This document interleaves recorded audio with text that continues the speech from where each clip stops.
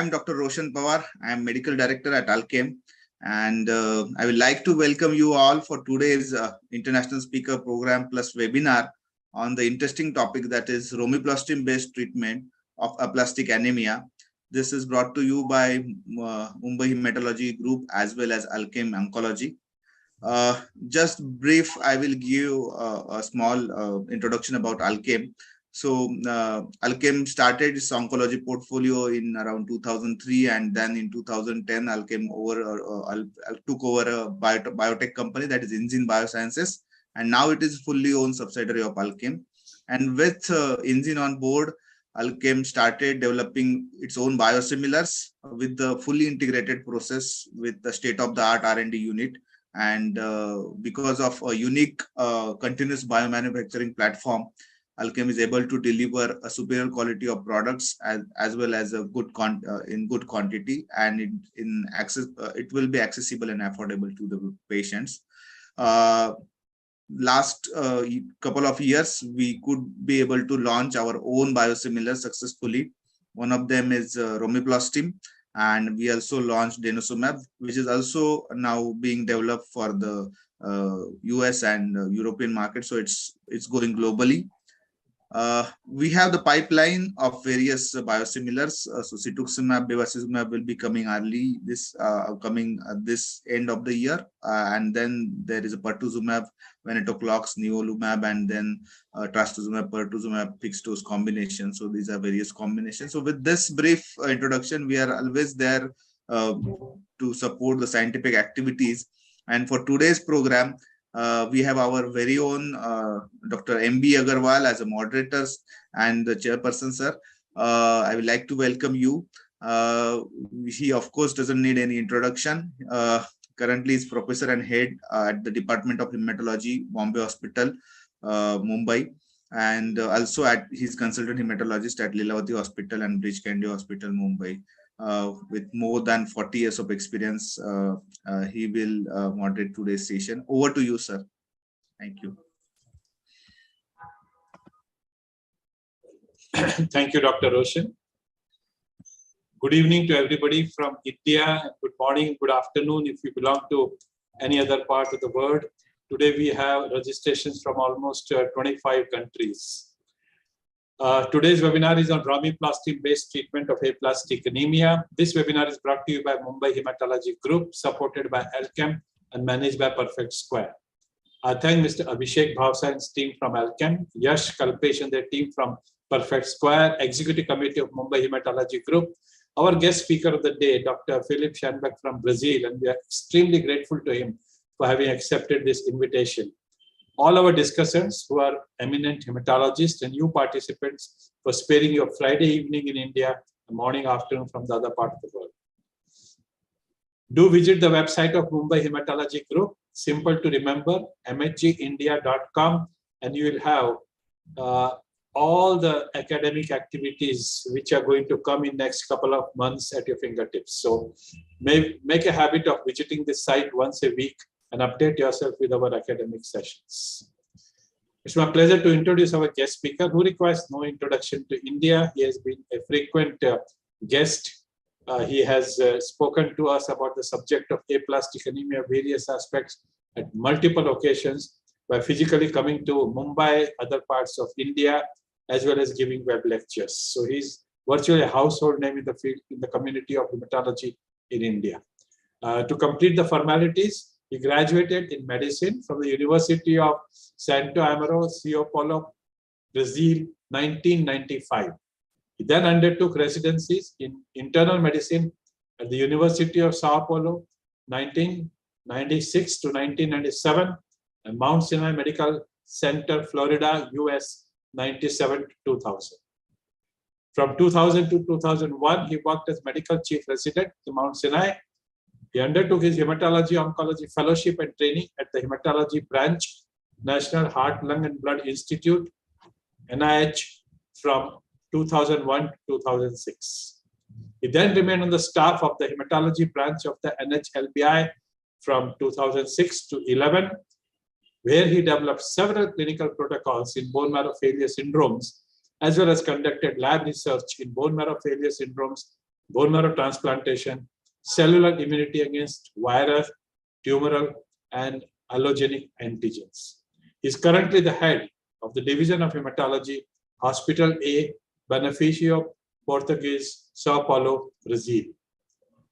After his lecture, we will have discussion, and our Indian faculty is Dr. Biju George from Vellore, Dr. Hari Menon from Bangalore, Dr. Prashanta Bhatt from Mangaluru, and Dr.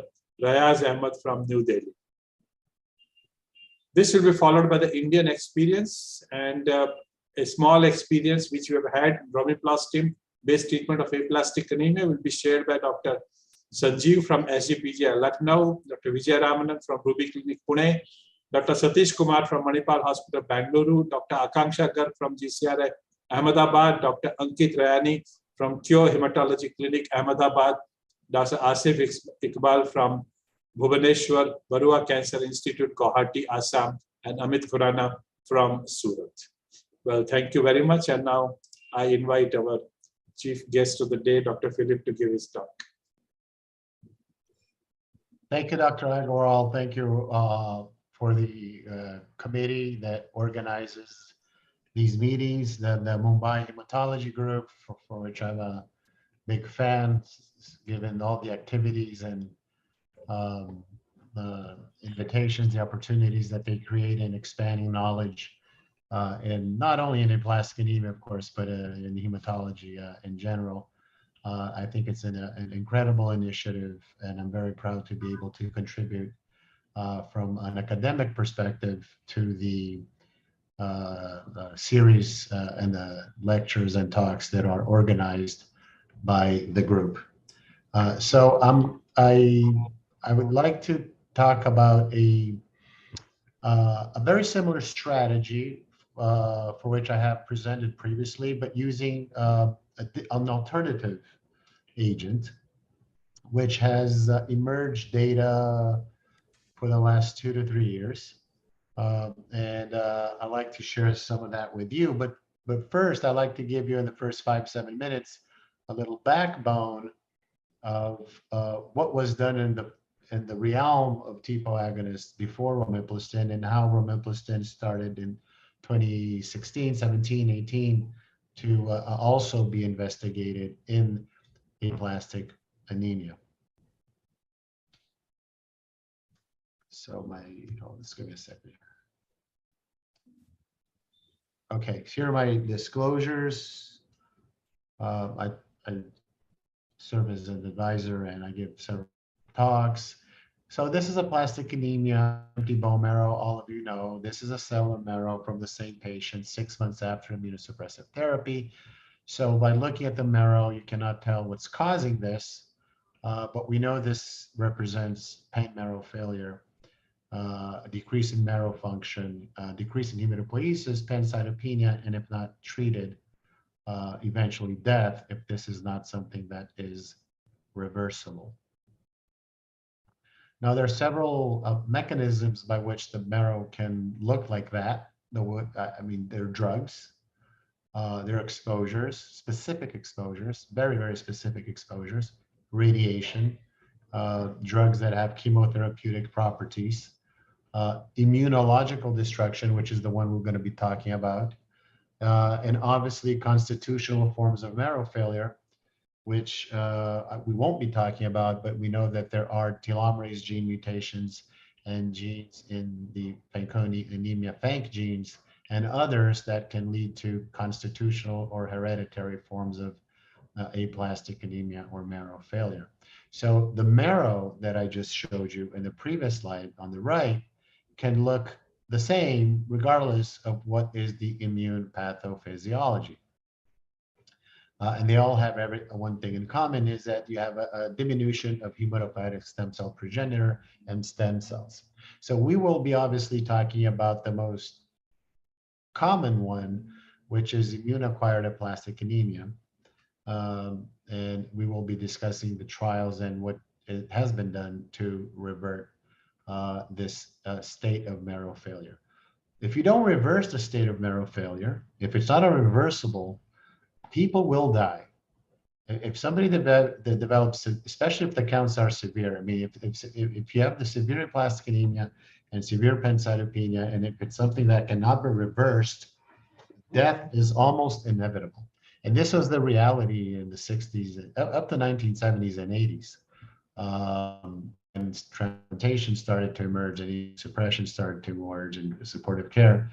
But up to then, most patients, young patients, usually died within 1 or 2 years. And we've learned that aplastic anemia now is part of a group of disorders that is characterized by bone marrow failure. We discussed a little bit about the hereditary forms.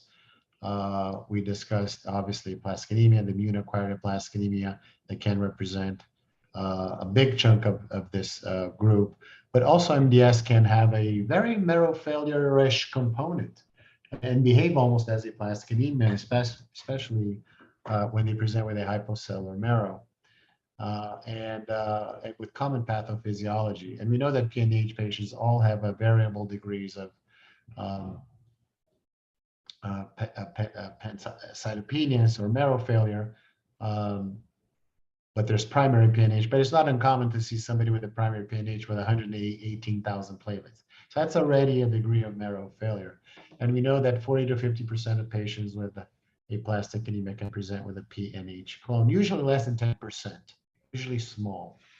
And we know that that number is smaller with MDS, but can also present with a clone. We're going to be talking about immune-acquired aplastic anemia, which is a result of increased inflammatory pro-cytokines like gamma, interferon gamma, TNF, lack of regulation, and ultimately recognition and destruction of the most primitive hematopoietic elements that we do have in the bone marrow, the stem cell and very early progenitor cells. Now, if I were to give you a talk on lupus or rheumatoid arthritis or ulcerative colitis, I mean, you will see a very similar disarray of immune dysregulation, increase in pro-inflammatory cytokines, a decrease in regulation in regulatory B and T cells. The difference is that in aplastic anemia, the target cell or tissue is the stem cell, and that's it. So the immune pathophysiology is not that too different from other autoimmune diseases, except that what is different is that the hematopoietic stem cell is attacked only, not the lungs, not the liver, not the kidney, not the eye, not the mouth, not the spleen, not the bladder, nothing else is attacked.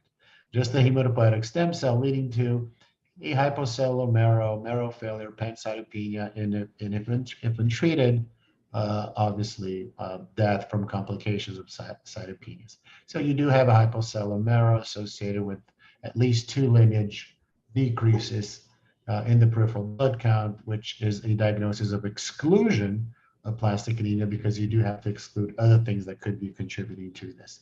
We do transplant patients if they're younger and have an HLA matched sibling donor, younger meaning less than 40.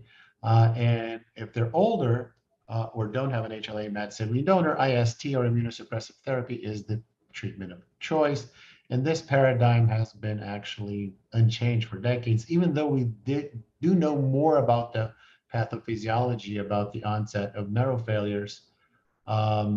We still haven't been able to change the paradigm because some of these data have not been actually reproducible. What I show here is, and I'm just going to show one slide on this, which is the formulation that is used, ATG or rabbit, to treat aplastic anemia. And this has been actually many reports for the last 10, 12 years. And the prospective studies all show that there is superiority of horse serum versus rabbit. And this is shown in green, and 2 large meta-analyses, which includes over 1,600 patients, conclude the same thing, showing that the horse formulation is superior than the rabbit formulation in terms of response. And we know that response is a very powerful, it's a super powerful surrogate of survival in aplastic anemia. If you respond to immunosuppressive therapy, you are very much likely to be alive 10 years down the road, 80% likely, if not higher. So what has been done to improve? A lot. but nothing have actually yielded better results than horse ATG alone. And I just show you some examples here of adding mycophenolate to ATG cyclosporin, rapamycin, keeping patients on cyclosporin for longer, growth factors, rabbit ATG, alemtuzumab, nothing really improved on horse ATG. And it's interesting because horse ATG is not a very potent immunosuppressant. It's only a modest immunosuppressant. Not potent, much less potent than rabbit or alemtuzumab. So it looks like for aplastic anemia, you don't, whatever the immunosuppression that ATG cephalosporin is providing is sufficient. But you need something else, and that's where the problem became. What is the something else? Because giving more immunosuppression didn't seem to be the answer. But how can we improve outcomes? So what is this something else? Obviously, we tried cyclophosphamide, but we had 2 large trials, and they all ended in patients dying. It can work if patients don't die from the therapy, but it's not something that is feasible, actually. So what is the something else? If it's not immunosuppression, what is it? And the hypothesis, at least in the lab, was that we are doing a lot to try to decrease the autoimmune attack, but we're not doing much to improve the stem cell number. And it is possible that if somebody has a higher reserve of hematopoietic stem cell and progenitor cells, once you get rid of the immune attack, what horse ATG cyclosporin seems to do very effectively, you would have a higher probability of recovery versus those patients who have a very destroyed hematopoietic compartment. And even if you take away the autoimmune attack, they still cannot recover just because they don't have sufficient cells to sprout and to recover. So what is this something else? The something else that actually came along was the thrombopoietin receptor agonists. Now, these drugs, initial drugs, 10, 15 years ago, more than 15 years ago, actually, were developed for a different disease called ITP, which not for aplastic anemia, and they were approved in the FDA. They were approved by the FDA a few months apart for chronic ITP, both eltrombopag and romiplostim. But eltrombopag was used to investigate its efficacy and safety in a marrow failure condition like aplastic anemia since 2010, actually. 2010 to 2011. And the first reports started to come out in 2012. It was a pivotal trial published in the New England Journal. Then there was a blood paper that was published 2 years later with 43 patients showing a 40% response rate, which led to the approval of the FDA and EMA of EPAG as second-line therapy in patients who had an insufficient response to frontline therapy. And then eltrombopag was brought to frontline in combination with IST, which was approved by the FDA in 2018 and several other countries subsequently. So what's the rationale of TPOs? TPO is expressed in hematopoietic stem cells, and TPO also is very important to maintain the hematopoietic stem cell pool. We know that because if you devoid a mouse or a human of TPO or thrombopoietin, they do lack hematopoietic stem cells, both in animal models and in humans. And if you want to stimulate stem cell in vitro in people who work with stem cell biology, you use thrombopoietin along with FLT3 ligand and stem cell factor and other things. So TPO is important to maintain hematopoietic stem cells. You look at GM-CSF, IL-7, which are cytokines that have been tested in the past, G-CSF, M-CSF, EPO, they're not expressed in the hematopoietic stem cell. They're expressed in more committed progenitor cells. The problem is that the TPO level in aplastic anemia is one of the highest you will ever encounter in your laboratory. It is super sky high and homogeneous, over 1,000 picograms per ml. So this is higher than healthy controls for sure, higher than ITP. And we think this is because the number of megakaryocytes is severely reduced in aplastic anemia. And megakaryocytes do absorb the thrombopoietin that is circulating. If you don't have megakaryocytes, these thrombopoietin levels just keep circulating. And the problem is how to overcome this by giving exogenous thrombopoietin. And that was a big challenge. But we went ahead and did those studies initially, as I mentioned, with Eltrombopag, and I'm going to be discussing in a few minutes the data with Romiplostim. So this is the TPO receptor. This is expressed in megakaryocytes, but also in stem cells. And this is the native CMIP. CMIPO is the thrombopoietin receptor. This is the native, our own production of thrombopoietin where it binds in the receptor.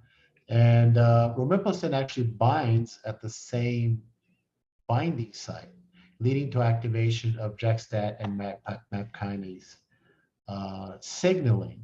And this is a peptide-containing domain. So this is a peptibody, actually, romiplostim, that is different in its structure than L-trombopag, which does bind not up here, but binds in the intramembrane domain of the same receptor, also leading to the signaling of JAK-STAT and MAP kinase. So they do bind to the same receptor, but they do bind it differently. This is the 2012 New England Journal pilot paper. This is the follow-up that led to the approval by the FDA, 40% response rate. Some interesting notes is that these responses were at times trilineage or multilineage, very well tolerated. Sometimes patients had some headaches, arthralgias, nasopharyngitis, but all manageable, nothing too severe. The most significant thing that you have to monitor here is actually LFTs, which can go up in 10 to 15% of patients, but the majority of patients don't go too high. And if they do, you can actually stop the drug for a few days, stop and re-challenge, and patients tend to tolerate. Their response led to transfusion independence, and it was very well tolerated.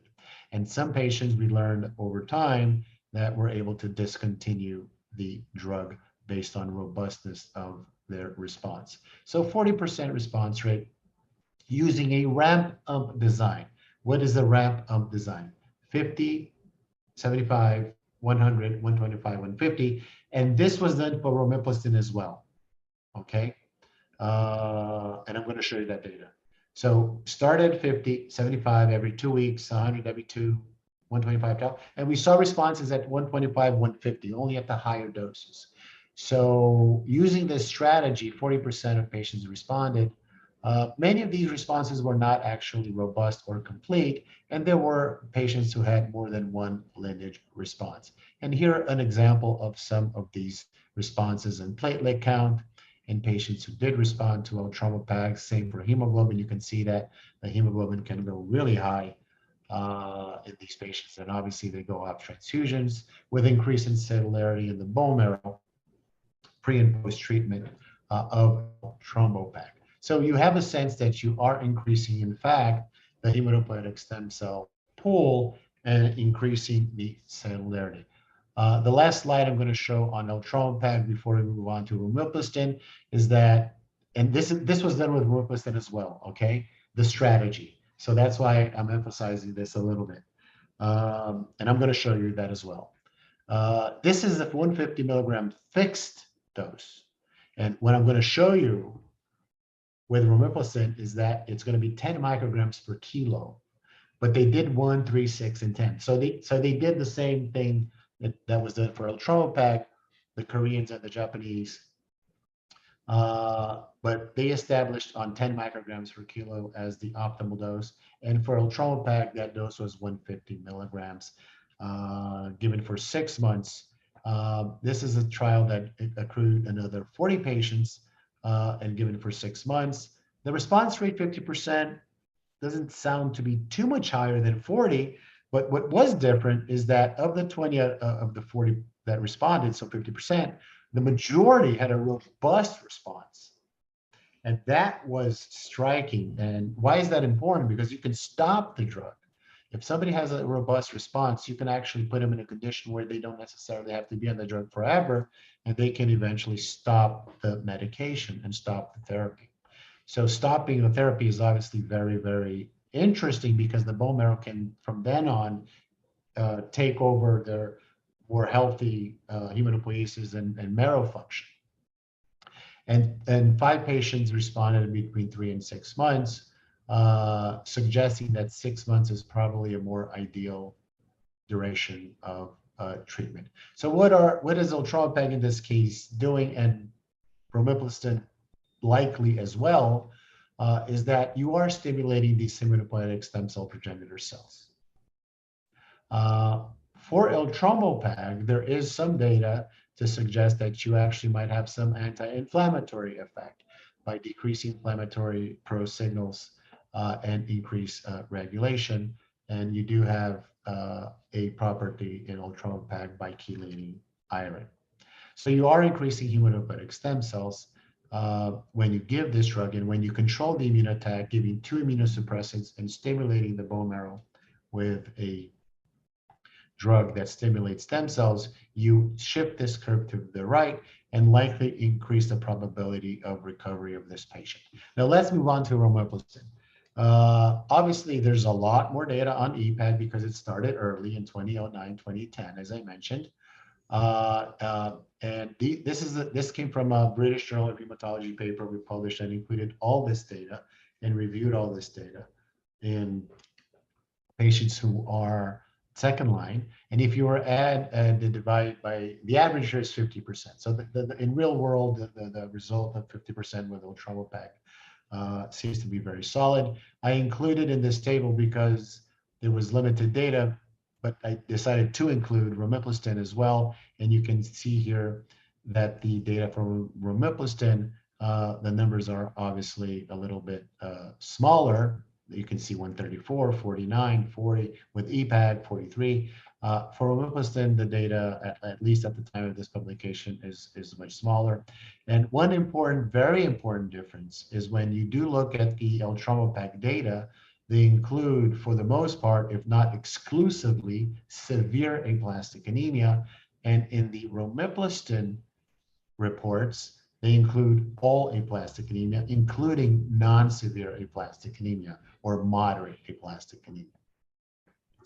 Obviously, these data led to the introduction of EPAC in association with IST frontline therapy, and in prospective randomized trials as well.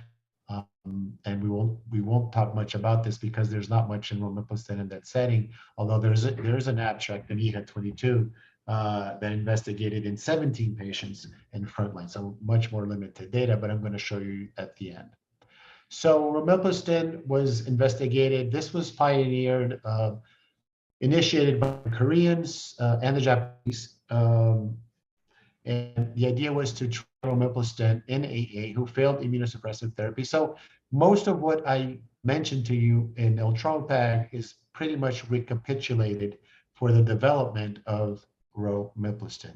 They chose primary endpoints, 8 weeks for platelets. Key secondary endpoints was the other lineages. Adverse event was an important safety endpoint, obviously neutralize the antibody. So the initial study which was presented in abstract form in 2016, 2017, was looking at the dose. So this is very reminiscent of what I just showed you with the Eltrombopag data. So they started with 1 microgram per kilo, 3, 6, and 10. And there was an extension study where you could go up to 20 micrograms per kilo. So this was done in Korea. And there were definitions of platelet response, et cetera. So for this study, the efficacy endpoint was established as the primary endpoint of response at 8 weeks, with several secondary. And there was an extension to this as well. So you had to have aplastic anemia and a platelet count less than 30. You didn't have to have severe aplastic anemia. You just have to have aplastic anemia and several other exclusion criteria, which I'm not going to read through all of them. But the most important is that the patients cannot have been on immunosuppressive therapy at the time of inclusion in the study, because these are for patients who were not responsive to these therapies, and this was in second line. So they had to be refractory to IST.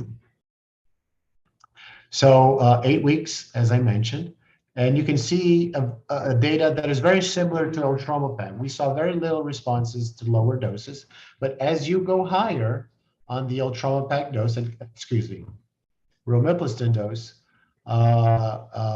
you start seeing the responses. Numbers are small again, but zero, as my mentor Neil Young used to say, zero is a powerful number. Zero can be a big number.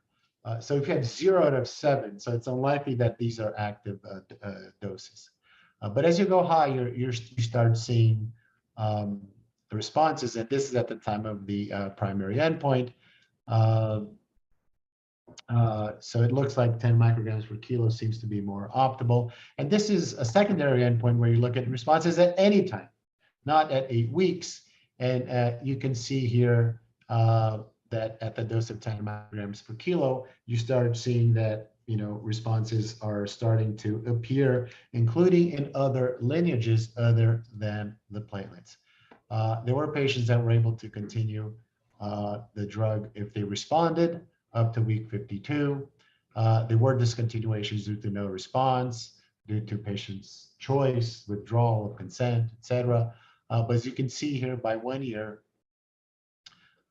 that 11 out of 33 patients had a trilinear response. And that's interesting that with time, you see that with Romiplostim, but also with Otromopag, patients tend to acquire a tri-lineage response or a multi-lineage response. So there are no dose-dependent AE, very well tolerated, so a very big, large therapeutic window.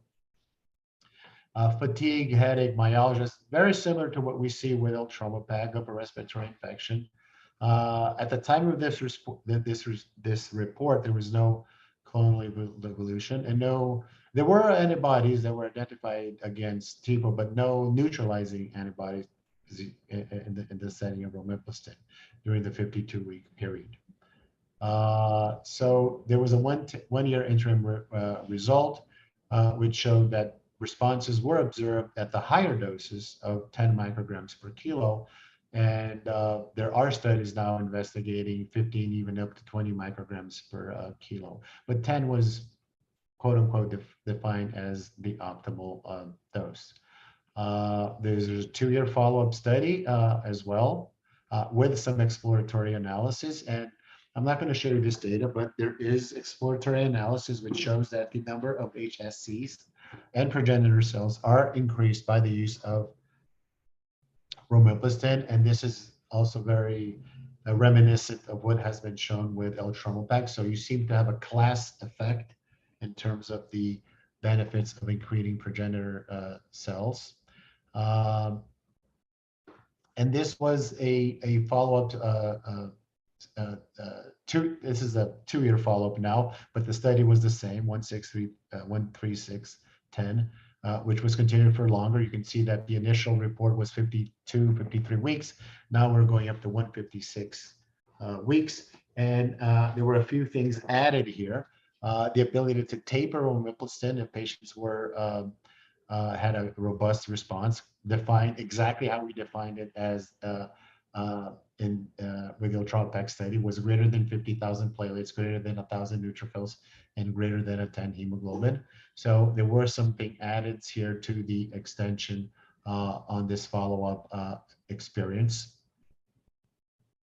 And as you can see here, that the tapering was permitted in the context of this protocol with the criteria that I just mentioned to you on the previous slide. And if the patient was able to tolerate discontinuation to 0, they were considered off therapy. So 35 patients, same study design. You can see here now more longer follow-up, not 8 weeks, now week 105. 10 patients, responding. The numbers are a bit smaller, but you can see that multi-lineage response. And of the 10 patients who were able to reach these criteria for robustness. 7 were able to actually taper the drug to off. And if I go back to the Eltrombopag slide on discontinuation, remember 20 out of 40 responded, that's 50%, 19 had a robust response, and 15 were able to discontinue, 15 out of the 19, which is roughly 78%. So here you're talking about 70%. So even though the numbers with the Romiplostim are smaller and the development happened later, we're seeing things that are very similar to what have been observed in the context of the Eltrombopag experience. And it's interesting that you have a very large therapeutic window. You can see doses of 10 micrograms per kilo, and the fatigue, myalgia, dizziness actually doesn't seem to be increasing with the higher doses. And the same is true for Eltrombopag. There are studies with Eltrombopag investigating up to 300 milligrams, and you don't tend to see much more adverse events when you compare to the lower doses. So safety obviously is important, and this data shows that even using higher doses of Romiplostim, the drug is safe. This experience that I showed you so far was published in the Lancet Hematology. I was able to obviously review the paper and write an editorial for the Lancet Hematology at the time when it was published, I believe in 2019. This is a follow-up trial which starts at 10 micrograms per kilo using the optimal dose. This was published in the British Journal of Hematology, which I also had the opportunity and pleasure to be the editor for this paper. Now we're starting at 10 micrograms per kilo, subcutaneous Q weekly. The key evaluation time point was week 27. And there were patients from Japan and Korea included in this multi-center open label trial. Eligibility criteria was aplastic anemia refractory to IST. They had to have a platelet count less than 30. And there were exclusion criteria. The primary endpoint was week 57, not 57, 27, achieving hematologic response. And there were several secondary endpoints included in the study. Obviously, safety was also included as far as adverse events and transformation to cytogenetic abnormalities, MDS and AML.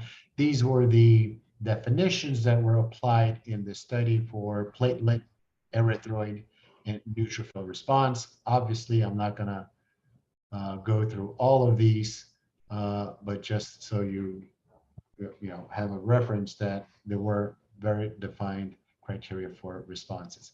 So for this follow-up study, 31 patients were included, and 31 patients included received Romiplostim. 3 patients did not respond, 27 completed the week 27 period, and 1 patient discontinued later on for no hematologic response, dropping the number to 27. So again, the numbers tend to be a little bit smaller, but the data is there. Here is to show the patient's distribution demographics. As you can see, 58% had severe aplastic anemia. I mentioned this earlier. So it's a different patient population, but the majority, if not all of the Eltrombopag data is for severe aplastic anemia. Severe and very severe, you're talking about 40 some percent here, 29 plus 13, 42%. But the Romiplostim development included many patients with non-severe aplastic anemia who had received prior treatments with IST. So week 27, any hematologic response, 84%, platelet 65, erythroid 74, neutrophils a little bit less, 39. And this is also true that we see for Eltrombopag. We tend not to see as robust a response with Eltrombopag in the white blood cell count lineage. And there were about a third of patients who had a tri-lineage response. And as I mentioned, with time, we tend to see that the tri-lineage response tends to increase. And this is exactly what is what is being shown here. You see 26 to 39%. So that is obviously something that is interesting, because with time things tend to get better. So this is just a Venn diagram of what I just showed you. The lineage responses, bilineage response, and multi-lineage responses. Now, this is the transfusion dependence and independence. Obviously, all patients were dependent on transfusions in the beginning. And as you can see, as they tend to respond, obviously, the number of patients that go independent of transfusion increases. You can see here that goes up to 12, and that remains stable up to week 53. And here is the curve, very similar that what I showed you for the Eltromopag. The numerical increases of the platelets, the hemoglobin, and the neutrophils. And you see that with the neutrophils, and the same is seen with Eltromopag, doesn't seem to be as robust, for example, as you see for platelets and for hemoglobin. Treatment-related AEs were mild. They were reported at about half. There were no deaths. Serious AEs in about 2 patients, but no treatment-related serious AEs, which is important. These are the side effects of this follow-up experience: nasopharyngitis, upper respiratory infection, myalgias. That's very similar to what you see with Eltromopag, but the one that you should be paying more attention for Eltromopag is ALT, but you don't liver function test. But for Romiplostim, you don't have that because it is a subcutaneous injection. But the other side effects that are not liver related are very reminiscent of what you see with Eltromopag. 31 patients, 2 patients showed karyotypic abnormalities. One was complex and the other included monosomy 7. So, you know, you need more follow-up and you need more patients in order to make a sense out of this. I mean, this is close to 8% or something if you were to divide this one number by the other. So this information will be important to continue to follow, because this obviously was a concern with Eltromopag, especially in the beginning when you're stimulating the bone marrow with an agent that can be very potent and stimulating various cells in the bone marrow. This is the upfront therapy. This slide actually is the abstract that was presented at EHA 22, and I showed you showing these curves. These are only 17 patients. This was combined with rapid ATG, 2.5 milligrams per kilo for 5 days in association with cyclosporin and Romiplostim at 10 micrograms per kilo. 17 patients, abstract EHA 2022, frontline therapy. So obviously we're going to be seeing more data in this regards. We do have more follow-up data with EPAG or Eltromopag with IST. This was presented in EHA 2021 and ASH 2021, showing that the survival, especially for those who responded, is excellent. And if you look at overall survival, including all patients who relapse, clonal evolution, et cetera, after a median follow-up of 4 years, is over 90%. So we'll have to see with Romiplostim, and we're looking forward to these data to see how it's going to pan out in terms of overall survival. Eltromopag has been incorporated as frontline therapy based on this NIH data and based on the EBMT RAISE trial, showing that when you add Eltromopag to IST, you do increase overall and complete response rate, which has been incorporated now into treatment algorithms published in recent years, especially in adults. This is our publication talking about the association of Eltromopag with IST and what to do if patients don't respond. I'm not going to go through all the algorithm, what to do if patients respond, what to do if patients have low risk clonal evolution, and some consideration about alternative donors for very young patients diagnosed with severe acquired aplastic anemia. So to conclude my talk and my 30 minutes that were given to me, Romiplostim is effective in treatment of refractory anemia in patients who had non-response or a poor response to initial immunosuppressive therapy. The responses seem to be durable and multi-lineage. Very little in the way of adverse events and serious adverse events. And there were no patients reported to MDS and AML in the initial report, but in the follow-up report, there were those two cases that I mentioned to you. The first paper published in the Lancet Hematology, the second paper published in the British Journal of Hematology. So obviously, I mean, I have been obviously very involved with the Romiplostim development in terms of, reviewing, and I had the chance to go to Dr.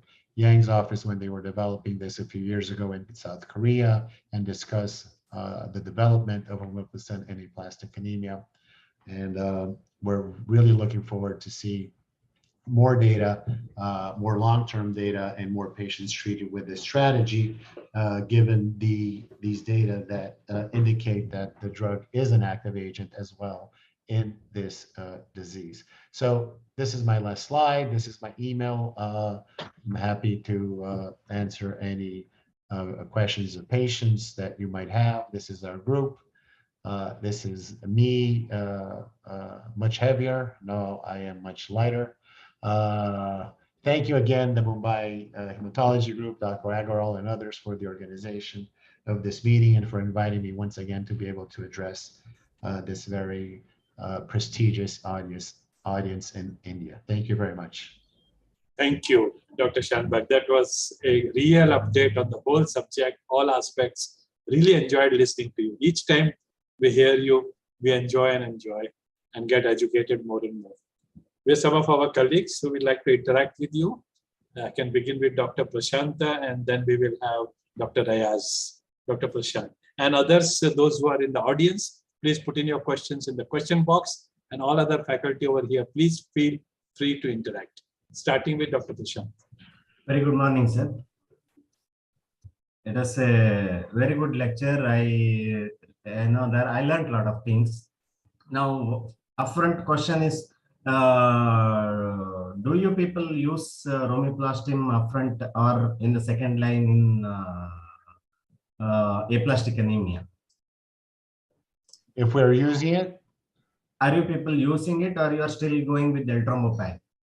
Well, we usually go with Eltrombopag initially. There are cases that I have used Romiplostim because of other considerations, mainly liver, patients who had liver. I have a patient with aplastic anemia who is had liver problems, so I went with Romiplostim. But usually we start with Eltrombopag just because there's hundreds of patients treated and much more follow-up. And at least in Brazil, and this I know is country specific, it's easier for us to get Eltrombopag for aplastic anemia than it is for Romiplostim, because Eltrombopag is approved in Brazil in second line and in front line. And in 2 months ago, it was actually reimbursed by the public healthcare system. So it's easier for us to get access to it. And that plays an important role. But we have used Romiplostim as well in patients who either don't want to get oral therapy or have significant liver issues, or have issues with the dietary restrictions that are present with Eltrombopag. But the majority of the experience, based on the chronology of approvals and number of patients, has been Eltrombopag. I think that's true around the world, just from a regulatory perspective. And one more question, sir. If a pregnant lady with the aplastic anemia, moderately severe aplastic anemia, so do you recommend TPO mimetics when the platelet drops to less than 30,000? So if you look at the package insert, I mean, you should not give TPO agonists for patients who are pregnant, because I think it's a class C drug, a class C categorization. But and it's not uncommon for women to present with aplastic. We just I just got an email from a doctor this week of a female. I think she was 31 who developed aplastic anemia during pregnancy, and she had very profound thrombocytopenia. So this can happen. It's not too unusual of a scenario. And I have to say that we try not to use it. We try to give other things like cyclosporin, because it's considered safe in pregnancy. Azathioprine, I think that some doctors have tried, especially if it's ITP, not aplastic anemia, but it can take weeks to work. But if somebody's in the last trimester, I have used it because at that point, the patients is toward the very end of the pregnancy. They're in their 8th month or something. And I think if there was anything that would be deleterious, would be in the beginning, in the first trimester, if any deleterious effect would exist with these agents. So I have I had 2 cases where I used towards the very end of the pregnancy, morely because of the platelets and other issues. But it's not recommended. There's a recommendation not to use it during pregnant. But again, you're living real life, real scenarios, and we have to do something to these patients. She was not responding to cyclosporin. She was starting to get transfusions. It was starting to get a little bit ugly. Her neutrophils were starting to drop. She was starting to get transfusions of red cells. I mean, that's not a pretty situation either. So that's the reasons. And so I try to hold on as much as I could to the 3rd trimester and applied it then. It was okay. The baby was fine, and the mother was fine. So nothing at least seemed to have a bad happen. Okay, thank you, sir. Thank you, Prashant. Dr. Dayas? Hi, very good evening, sir. Nice talking to you, sir, Dr. Philip Chenberg. My question is regarding Revlimid-induced myelodysplastic syndrome. How often do you see? Do we have any geographical area that it's more prone? Anything in, or it's like everywhere it's uniform? And how do we deal with that? Yeah, so this was a concern, I think, more so in the beginning because the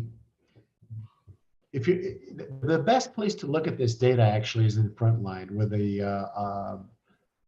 close to 200 patients treated with ATG cyclosporin or Romiplostim. And the overall clonal evolution rate, if you include any cytogenetic abnormality, which was the definition of these trials, including the ones that were more benign, was close to 14%, 1/4, but these are not actually all myelodysplastic syndromes. If you look at the ones that were myelodysplastic and had chromosome 7 abnormalities with dysplasia, it's around 6% over time. This is after a median follow-up of 4 years. And if that happens, then you have to look at transplant options for these patients. The laboratory data that is of enormous interest is that Romiplostim does not expand myeloid mutant clones. So this is something that's important because you're not promoting the increase in neoplasm myeloid-related genes with the use of Romiplostim. And the RACE trial, which is the upfront trial, which compares horse ATG cyclosporin versus horse ATG cyclosporin and Romiplostim, they didn't see that as well. They saw no increase in mutant clones in the presence of Romiplostim, and so far they have seen no cytogenetic abnormalities and difference in cytogenetic abnormalities between arms A and B. Now for Romiplostim, it's interesting because when I spoke to Shinji Nakao personally a few weeks ago, the incidence of clonal evolution in Japan and South Korea seems to be a little bit less than what you see in the West in general. Forget Romiplostim or Romiplostim. Because I asked about the Romiplostim leading to very few cytogenetic abnormalities so far, because these things can happen years later. And, he mentioned that, they tend to see much less clonal evolutions in general. But there are clonal evolutions that are observed, and this is in the 35 patient cohort I showed you. There were 2 cases so far, and obviously follow-up has to be done for longer. But if you do, and we know that 10 to 15% of patients in general with aplastic anemia in the West can develop cytogenetic abnormalities. Not all of them high risk. Not all of them high risk. Sometimes it can be trisomy 6 that goes away and patients are doing well with no dysplasia. But if you end up in a situation where you do have dysplasia, you do have increase in blasts, you do have chromosome 7 abnormality, you have to seriously consider a transplantation option with this patient. Sir, one more question. Do we see a role of autologous Tregs coming in aplastic anemia in future? Yeah, this is something that has been talked about in the past. I don't think a trial, I participate in discussions of a trial that would do such a thing, but I don't think that trial ever came to fruition because of several logistical things.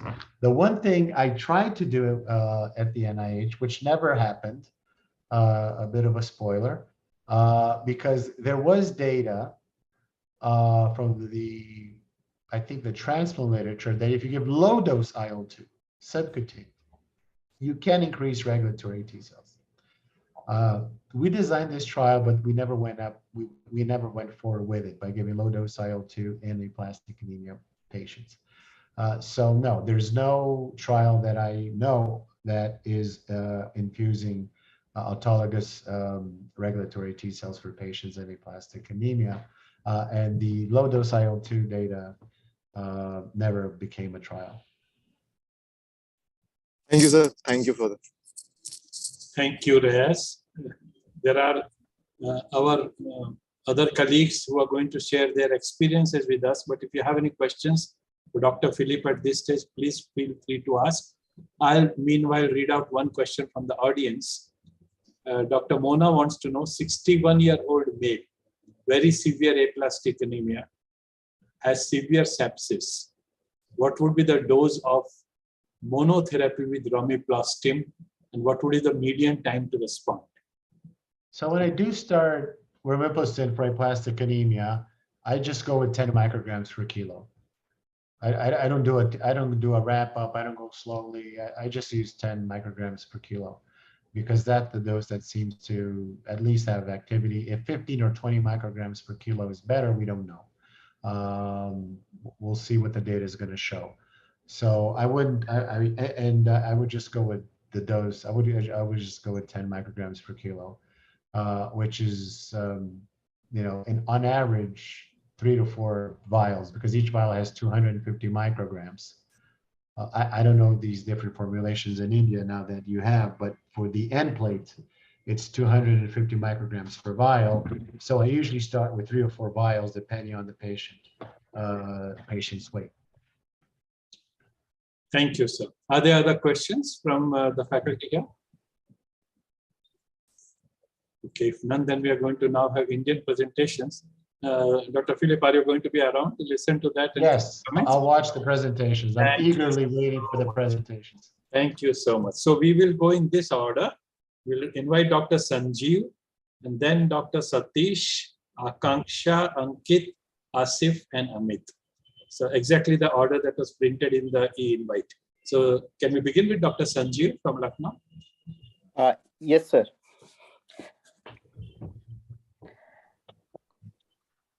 You want to share your... Start, sir. Yeah, you can. I have mailed my slides. Please share your screen. Yeah.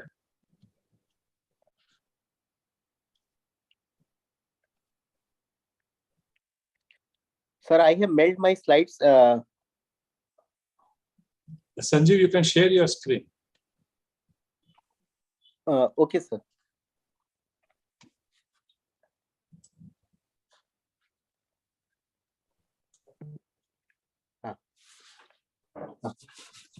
Good evening, everyone. I'm going to present a case of severe aplastic anemia, which was managed by immunosuppressive therapy and Romiplostim. SGPGI has large number of aplastic anemia patients from Uttar Pradesh and nearby states, and we have an annual intake of more than 100 patients of aplastic anemia. And this particular patient was a 22-year-old male from Bihar, and he was the first by birth order among two siblings, and born out of a non-consanguineous marriage. He was referred to us for fever for 3 weeks, breathlessness for 3 days, and bleeding through the nasal cavity for 3 days. He has history of 4 units of PRBC and 6 units of RDP transfusion in past. On examination, he was conscious oriented. His vitals were stable. There was no neurological deficit. There was wet bleeds in sublingual area. There was no stigmata of Fanconi anemia. On general examination, pallor icterus was present, and in systemic examination, there was absolutely normal finding. His baseline workup shows that he has a hemoglobin of 5.6 gram, TLC of 2,300, with platelet count of 13,000. There were 28% polymorphs and 72% lymphocytes. The bone marrow examination shows 5%, less than 5% cellularity. MEGs were almost absent, and myeloid series was mildly reduced. The PNH clone was negative by the flow cytometry, and chromosomal breakage analysis was negative. On ultrasound, there was no organomegaly or any horseshoe kidney. There was no portal hypertension or altered echo texture of liver. The first degree HLA screening was done, and he was not the match with his sister. His LFT was deranged. He has a bilirubin of 6.5 milligram per deciliter total bilirubin, with a direct component of 4.9 milligram per deciliter. The enzymes were raised, liver enzymes were raised, SGOT 230 and SGPT 320. The viral marker for hepatitis A, B, C, E, CMV, EVV, parvovirus, and HIV was done, and it was negative. So probably he was a non-B, non-C hepatitis virus. And in view of his non-transplant eligibility with a matched sibling donor and hepatic dysfunction, it was decided to start the patient on immunosuppressive therapy and Romiplostim. He was given horse ATG, 40 milligram per kg per day, day 1 to day 4, and cyclosporine was started from 6 milligram per kg per day in divided doses from day 1. We have started with a reduced dose, 50% dose reduction due to his deranged LFT, and Romiplostim was started 10 microgram per kg per week. Irradiated blood products were used for transfusion support, and steroids, methylprednisolone followed by prednisolone, was used as a serum sickness prophylaxis. Antiviral and antibacterial prophylaxis was given. We did not give any antifungal prophylaxis as patient has no past history of any fungal pneumonia. Next slide. The patient tolerated the horse ATG very well. There was no serum sickness. Steroids were tapered off in 4 weeks. There were no complications except mild steroid-related hyperglycemia. Patient remained transfusion dependent for PRBC and SDP till day 30. There was a partial response to triple therapy at day 90. At day 120, his hemoglobin was 9.3 with a TLC of 3,300 and 19% polymorphs. Still, there was a relative lymphocytosis, and platelet count was 78,000. Patient continues to be on cyclosporine Romiplostim at present, and we have very limited experience with this particular combination. Mostly we treat our patients with the L-thrombopag combination with horse ATG and cyclosporine. Thank you. Thank you, Sanjeev. Our Indian faculty, if you wish, you can keep your video open. And if you have questions for Dr. Sanjeev, comments before I go to Dr. Philip. Okay, if none, then Dr. Schoenberg, would you like to give some comments?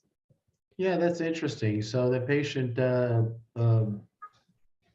mean, they responded. We don't know if they responded to ATG cyclosporin or the addition of ultrapeg. I think one of the clues you can have is how quickly their platelet count responded. Was it quick? First month or second month? Sanjeev, you are muted. I did not heard the question. No, if the response of the platelets was quick in the first month. If they responded, partial response was there by day 90. Patient was transfusion dependent by day 30. After day 30, he did not require any transfusion support. We maintain a minimum hemoglobin of 7 gram, and platelet count. Platelet was not transfused unless he has any kind of bleeding symptoms. Okay. And for how long do you tend to keep him on romiplostim and cyclosporin? He is still on romiplostim cyclosporin, and he has completed day 120. Okay, so you're going to keep him for 6 months? Yes, planning to give 6 months, then gradually taper. Okay. Thank you, sir. Thank you, Sanjeev, and thank you, Dr. Philip. We have the next presentation from Dr. Satish from Bangalore. Thank you, sir.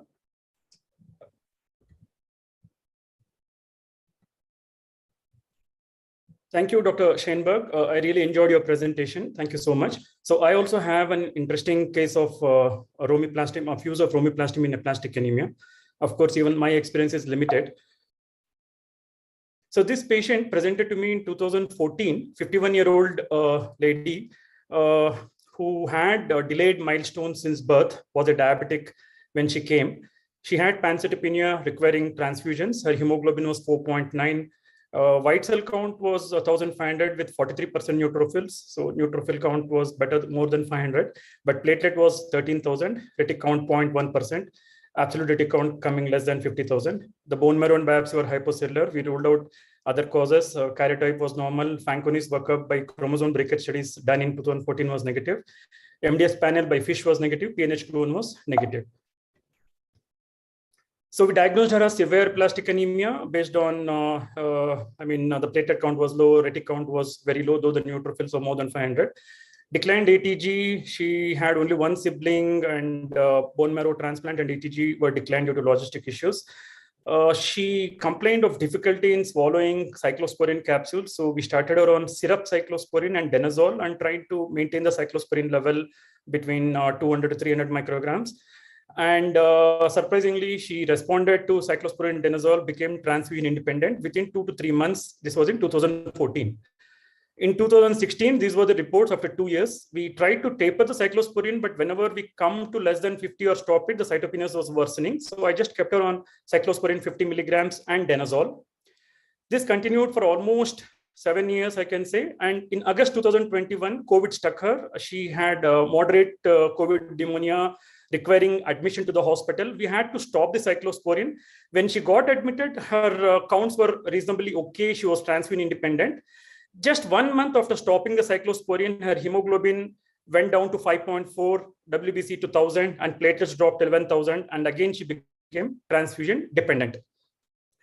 We restarted cyclosporin in that month, and creatinine increased. She was a diabetic. She developed CKD. As soon as we went up to more than 100 milligrams of cyclosporin, the creatinine used to increase. Then, based on the data of eltrombopag, we started eltrombopag 150 mg daily. But she didn't show any response to the combination of eltrombopag and cyclosporin. Cyclosporin was only 100 mg. She remained transfusion dependent for the next 3 months. So this was a report in December 2021, hemoglobin 7.9, platelet count 10,000. And creatinine, as I said, was 1.79 on 100 milligram cyclosporin. Then we stopped the eltrombopag because the family requested to do something to make her transfusion independent. We started romiplostim 250 micrograms subcutaneously weekly. Within 1 month of starting romiplostim, maybe she received 3 to 4 injections. Her hemoglobin and platelet count improved. Hemoglobin is 8.2, white cell count 3,700 with 70%, 71% neutrophils, and platelet count was 44,000. At present, she continues to be on weekly Romiplostim, 250 micrograms subcutaneously weekly, cyclosporine 50 mg, and danazol. She's transfusion independent for the last 6 to 7 months. And these are her recent, just last follow-up on 5th July. Hemoglobin 10, white cell count 4,800, neutrophils of 64, and platelet 45,000. So my discussion and questions to the faculty and Dr. Schoenberg is there any data in aplastic anemia on the efficacy of an alternative T2 receptor agonist if one fails, just like we have in ITP, where we have all experienced cases where in ITP one fails, other they do show a response. So if there is any data in the trials, and in our patient, should we increase the dose to 500 microgram or keep it 250 because any patient has responded? Shall we continue 250 milligram weekly or should we increase to 500 micrograms? So there's anecdotal data that if one does not respond to one TPO, that you could try the other. In ITP is a little bit easier because both drugs are approved for ITP, so we wouldn't have a problem with regulators and reimbursements, etc. But I have done it. I know people who have tried, and there is very little information. I don't think there's any large published data on this, but anecdotally, I can tell you that you can have a response to one TPO if the other one failed, and vice versa.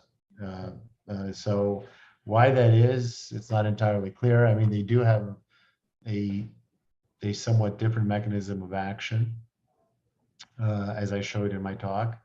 And I don't know if that has anything to do with it, but it is, people have mentioned this and I have seen it, that is possible. So it's worth a try if you don't have the response to one, to try the other, especially if you don't have any other better options. You start at the low dose, which is interesting. And if you look at the Romiplostim data in general, and there are patients who respond at lower doses, but not the majority. The majority respond to the higher doses of those who respond.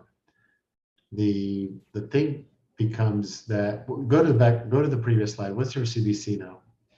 Hemoglobin 10, white cell count 4,810, neutrophil 64, platelet 45. Yeah, there would be no really reason to increase. Maybe the patient is probably symptomatic with these counts, right? Patient is asymptomatic. Yeah, she doesn't have any symptoms. She's comfortable. So the idea would be just to improve her, not symptoms, but would improve her count. blood count. Yeah, I don't know if that's a good enough reason to. I mean, unless they need higher platelets for some reason, sports or something, or. But I think what you could try to do after a few months is to see if you can try to taper this patient on Romiplostim. I don't think I'd go up just because of the counts. I mean, if they were symptomatic or if they were at a very edge of low counts, like a platelet count of 20,000, for example, you could probably have more of an argument. But this patient is living a normal life, getting 250. And from a medical perspective, it would. I don't think there would be a reason, just to improve the CBC. Now, if she was in symptoms of anemia, if you're weak, fatigue, or something like that, you could probably make an argument. But I don't think that's based on what you're telling me that I would do that necessarily. Because she responded, right? Yes. That's what you need. Yes. Yeah. And things can continue to improve at the current dose, even if you don't go up on the dose. Right, sir. So after 6 months, how do you taper the Romiplostim in the trials, whatever you have done? Do you come down on the dose or do you decrease the frequency, or do you believe in decreasing the dose only?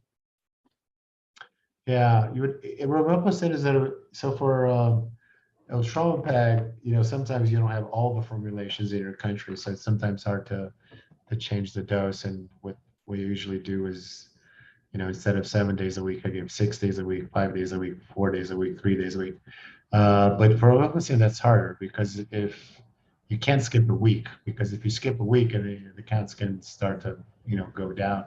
So you would have to really go down on the dose itself I don't know, 250 micrograms, what does it represent in terms of kilo? I don't know what the patient's weight is, but you would go down, by, if you look at the Romiplostim trials, they went down by 1 microgram per kilo, and did that for 4 weeks. And if the counts remained stable, then they went down by another microgram per kilo. And once they reached 3 micrograms per kilo, then the taper went much quicker. So there's really no way of doing it. But in this case, given the fact that the drug is given weekly subcutaneously, and it's weight-based, which is different from Eltromopag, which is not weight-based, and this is done weekly, you would go down by 1 microgram per kilo. What's the weight of the patient? Around 50. So 50 to 50. So she's receiving So 5 micrograms per kg. Yeah, she's 5 micrograms per kg. So you go down to 4 and then go down to 3. Give it 4 weeks before you go down to the next level, and and see what the counts do. But how long has she been on Romiplostim? Now about 6 to 7 months. Yeah, that would be a decent amount of time to try. Tapering. Right. Yeah. Thank you so much, Dr. Schoenberg. No problem. Thank you, Satish. And again, thanks, Dr. Philip. Any question, comments from others? Or else we move to Dr. Akanksha's case.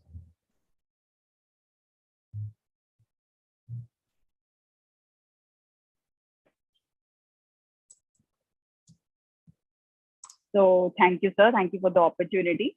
So I'll be discussing about 2 cases where we had used Romiplostim for aplastic anemia. So first one was a 27-year-old female. She was diagnosed with a very severe aplastic anemia in January 2020. Her baseline CBC showed a hemoglobin of 6.8 gram percent with a TLC of 2000 and an ANC of 140. Platelet counts of 14,000. The bone biopsy showed a cellularity of 10%. The karyotype, the NGS for cytopenia, PNS panel, and viral markers were negative. She was initially counseled for an allogeneic transplant, but there was no match sibling donor available, and she could not afford a mud or haploidentical transplant. So we went ahead with the horse ATG therapy at the rate of 40 milligrams per kg for 4 days. And post ATG, she was continued on cyclosporin and danazol for the next 8 months. She had a partial response, but she still required platelet transfusions because she would present with the ongoing bleeds at times. So in October 2020, we started her on injection Romiplostim at the rate of 10 mics per kg weekly, but this was in combination with cyclosporin. And by March 2021, you can see here in the table, her counts significantly improved. Platelet counts improved to 42,000. However, due to the second COVID pandemic wave, she was lost to follow, and she presented with the relapse again in October 2021 because she was off all her medications. We thought of restarting again with Romiplostim and cyclosporin because she had responded to that, but this time she didn't have response, and she succumbed to febrile neutropenia and sepsis. So this was the first case. The second case was of a 54-year-old female who was hypertensive and diabetic. She was diagnosed with severe aplastic anemia in December 2018. She had a ANC of 475, platelet counts of 6,000, hemoglobin of 6.8 gram percent. Bone biopsy showed 5% cellularity. She had a normal karyotype and a PNS panel showing an 8% clone. The viral markers were negative. She went ahead with the horse ATG therapy in February 2019, and post ATG again, she was continued on cyclosporin and danazol. She also had a partial count recovery. Hemoglobin was maintained at 8.3 gram percent. PLC improved to 3,300 with an ANC of 1,000 and platelet counts of 7,000. However, in June 2019, she started developing cyclosporin intolerance, and we had to shift her to tacrolimus.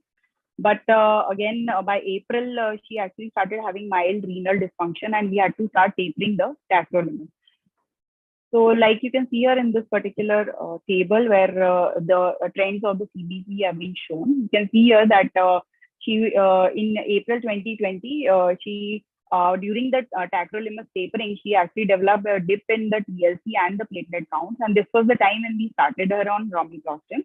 by September 20, she had an improvement in the count, and we were able to begin her Romiplostim taper because of the cost constraint. And in January 21, her HB was 13.3, TLC was 6,050 with the ANC of 2,700. Platelet counts had improved to 2.27 lakh. And she continues to be on our follow-up, and this is the latest CBC, and she presented last month. And here you can see the hemoglobin, TLC, and platelets are very well in the normal range. So both of our cases did have good responses to Romiplostim, and we did not have any difficulties in administering the drug, and it was found to be safe. We did not observe any toxicity. So thank you very much. Thank you, Dr. Akanksha. Any questions, comments from Indian faculty? Okay. Yes, Amit, you want to say something? No, okay. Dr. Philip, your remarks. It's interesting that you kept immunosuppression with Romiplostim on both cases, right? Yes. Do you think that why did you, because the patient was already not responding to cyclosporin, and you decided to keep them on it because? So in the second patient, actually, we had shifted she actually had a relapse when we were tapering the tacrolimus. She was not tolerating the cyclosporin, so we had to shift her to tacrolimus therapy. And during the taper, she had the relapse. Whereas in the first case, the patient, she basically did not have a complete response in the platelet count. So we thought of continuing the cyclosporin because the other cell lines had improved. So we added Romiplostim along with the cyclosporin. It's interesting because when you look at the real life data with Eltrompag, although the Eltrompag in the second line setting was developed as a single agent, most physicians, especially in Europe, they use it in combination with cyclosporin. They don't give Eltrompag by itself because they don't have overlapping toxicity. And there seems to get a sense that you're using different mechanisms of action to try to improve marrow failure. And the same would be true with Romiplostim. There's no overlapping toxicity with Romiplostim and cyclosporin or tacrolimus. So that's why I asked the question. So do you think that the first patient, do you know if they didn't clonally evolve? Did you do a bone marrow before? Yeah, actually, sir, we did a bone marrow, but we didn't do a karyotype at that time, when she relapsed. So we should have checked for clonal evolution at that time, but that was not done. Okay. Thank you. Thank you, Akanksha. Thanks, sir. Thank you, sir. Ankit, your presentation. Yes, sir. Thank you so much for allowing me to present our experience to this eminent platform. So, starting. So this is the first patient that we treated with Romiplostim. 21-year female presented with menorrhagia, ecchymosis, gum bleed, no positive symptom regarding the malignancy, no history of high-colored urine, hematuria, or melena. Patient had received 4 PCV and 5 random platelet before presenting to us on 25th of December 2017. On examination, no positive signs for any organomegaly lymphadenopathy. So these are the blood counts. CBC was done after 4 PCV transfusion. It was hemoglobin 5, total count of 2,880, and platelet less than 5,000. The machine count was 0. Neutrophil percentage was 3%. ANC came to 86 per cubic micrometer, and absolute retic count was 2,000. So we went ahead with bone marrow aspiration biopsy, which turned out to be hypocellular marrow with absent megakaryocytes. Karyotype was normal. PNH picked up a low-level PNH clone, and based on these reports, we diagnosed her with very severe aplastic anemia. We started on treatments. About the treatment, of course, she required a lot of blood transfusions, fibrinolytics, oral contraceptive pills for menorrhagia. And for definitive treatment, we were in a fix because patient did not have any meds donor available. There was no not possible to give ATG due to financial reasons. And the patient was initially started on cyclosporin and danazole. Over next 1 month till January 2018, the patient had one episode of menorrhagia which continued for 15 days, and they required blood products almost every weekly or less than a week intervals. Of course, there won't be any response when they want to present in such a short period, but because of persistent symptoms, we went ahead and looked for alternative therapy. So this is the same poster presentation presented by Dr. Lee from Dr. Yang's group that Dr. Scheinberg has already discussed. That was just presented in the same month, December 2017. Unfortunately, we had access to Romiplostim, which was just biosimilar of Romiplostim made by Indian company at a compensatory basis, and the patient could receive that medicine free of cost till the time the drug has been approved for marketing. So we were looking for around at least 1 year window. So we discussed with the patient and went ahead with Romiplostim addition. So patient was started on 21st January 2018. Romiplostim 250 microgram fixed dose, which came to around 5 mics per kg every weekly. Danazol was continued, and the cyclosporine was later on added. Deferoxarox was added, ispertine increased to more than 1000 micro nanogram per deciliter. So this is the picture of blood counts in first 26 weeks. So the patient started with a very low platelet count, less than 5,000, which went ahead to increase up to 10 to 12,000. But then subsequently, it dropped again to less than 10,000. In between, she had one episode of fever, which continued at around week 22 to 24. That could be one of the reasons. Another thing was that we initially gave Romiplostim for 16 weeks.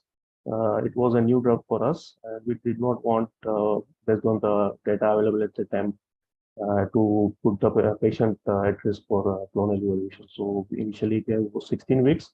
We stopped till week 22, then again restarted after week 22, and then patient was continued till the final stoppage. So coming to WBC count, it started with 2,800 and remained around 4,000 days. Hemoglobin was fluctuating. Of course, patient had a lot of bleeding episode initially, so that could be one of the reasons. So I will not comment on that. So this is the hemoglobin chart. That is from week 1 to week 76. So we patient received Romiplostim for 76 weeks. So this is the period. The hemoglobin maintained at the range of around 6 to 8 gram, sometime increasing up to 9 gram. The reason for hemoglobin refractoriness was different. Patient had very good retic response, but patient had hemolytic episode that I'll come to later on. So that was the reason behind not seeing a robust response in hemoglobin. So on the other hand, absolute neutrophil count and platelet counts till week 48, I would say it was not very satisfactory. Platelet had, of course, increased about 10,000 or 20,000 threshold limit for transfusion by week 32, 33. And ANC had also increased from initial 86 to more than 500 by week 12 or 15. So the major response was seen after week 50, 52, I would say. And the patient's platelet count had increased up above 150,000. In between, one episode was fever was there, where it again dropped below 50,000, but did not remain for more than 2 weeks. Again, had a robust response in platelet count. ANC also had a similar fluctuation, but had remained at around the range of 1,000 to 5,000 in the later period from week 52 to 76 till the time a patient received Romiplostim. So on 24th January 2019, the patient presented with episode of headache and body ache and red color urine. So urine routine did not show any hematuria, but hemoglobin urea was present, and we went ahead did a PNH workup. Patient had high PNH clone in RBC and WBC lineage. And, after that, patient had started behaving like classical PNH patient. So these are the graph for blood transfusion requirement. The platelet requirement in orange color, it was there till week 31, 32. After that, patient did not receive any single unit of platelets. On the other hand, the PCV requirement was there till week 44. After that, patient has received infrequent PCV transfusion, especially during hemolytic episode, post-hemolytic episodes. But no regular transfusion required. Last dose of romiplostim was given on 24th June 2019. In total, 70 doses, including disruption of 5 to 6 weeks, were given. And patient was later on continued on cyclosporine and danazol, and has been maintaining blood counts without romiplostim for last 3 years. As I said, she's requiring 1 to 2 PCV every couple of months due to hemolytic crisis. Retic count is always on higher side. She has indirect bilirubin and high LDH, sensitive of paroxysmal hemoglobin nuclei. Interestingly, ferritin has also come down to normal limit, and we had to stop the deferasirox. And the latest ferritin level was 46. So actually, we started her on oral hematinics. There are no episodes of thrombosis or renal dysfunction, especially during this post-hemolytic period, fortunately. So coming to our experience with romiplostim, we had given romiplostim to 38 patients with various presentations, some post-ATG, some upfront of aplastic anemia, mainly the patients who are not able to start ATG or allotransplant due to financial reasons. So these are the patient distribution. One of the best result was seen in non-severe aplastic anemia requiring frequent platelet transfusions. 18 of the 24 patients who had received responded and become platelet independent. PNH positive aplastic anemia, 9 out of 17 patients had responded. ATG non-responder, around 5 patients out of 11. They were not just non-responders. I think that 4 patients had relapsed after receiving ATG, maybe median duration of after 5 years of ATG. And in severe aplastic anemia, only 4 patients out of 14 had responded. And I would say the major problem was that these patients could not get the required numbers of doses because of severe aplastic anemia, and many of them succumbed before that response could be seen because of sepsis and bleeding. So our best response was seen in PNH positive non-severe aplastic anemia patients. And all these PNH positive patients with non-severe aplastic anemia, they were able to sustain at least platelet responses after platelet and ANC response after stopping romiplostim.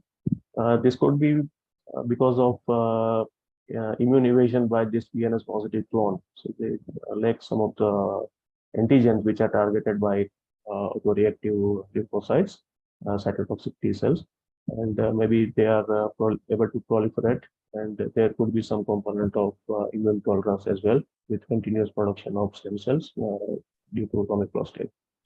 So I'll consider romiplostim for aplastic anemia in patients who are non-severe aplastic anemia with transfusion dependency, non-severe aplastic anemia where ATG is not an option or failed, severe AA, post-ATG failure, PNH positive aplastic anemia, and especially hepatitis associated aplastic anemia where eltromopeg is not an option.